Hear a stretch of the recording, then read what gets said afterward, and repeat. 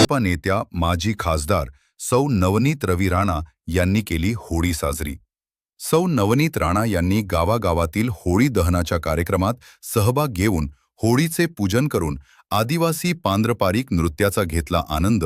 मेळघाटवासियांनी नवनीत राणा यांचे मेळघाटची बेटी म्हणून केले जल्लोषात स्वागत. मी मेळघाटची बेटी आहे आणि येथे येणे म्हणजे माझ्या कुटुंबात येण्यासारखे आहे. नवनीत राणा. अमरावती. मेळघाटातील आदिवासी बंधू भगिनींसोबत मेळघाटची बेटी म्हणून भाजपा नेत्या तथा माजी खासदार सौ नवनीत रवी राणा यांनी यंदाची होळी मोठ्या उत्साहात साजरी केली.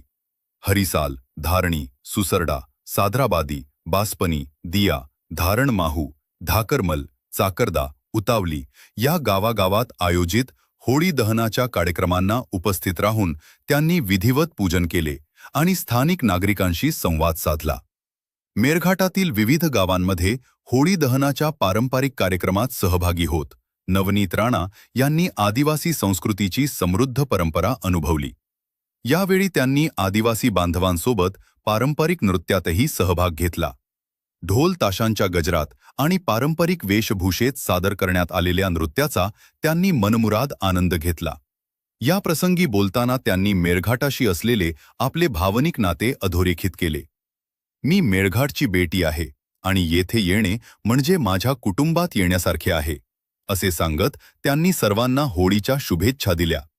तसेच आदिवासी समाजाच्या सर्वांगीण विकासासाठी आपण नेहमीच कटिबद्ध राहू, असे आश्वासनही त्यांनी दिले. नवनीत राणा यांच्या आगमनाने मेळघाट परिसरात उत्साहाचे वातावरण निर्माण झाले. ग्रामस्थांनी त्यांचे जल्लोषात स्वागत करत फुलांच्या वर्षावात आणि घोषणांच्या गजरात त्यांना सन्मानित केले.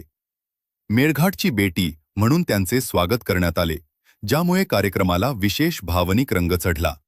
संपूर्ण मेळघाट परिसरात पारंपरिक पद्धतीने होळी साजरी होत असताना नवनीत राणा यांच्या उपस्थितीमुळे सणाचा उत्साह द्विगुणित झाल्याचे ग्रामस्थांनी सांगितले.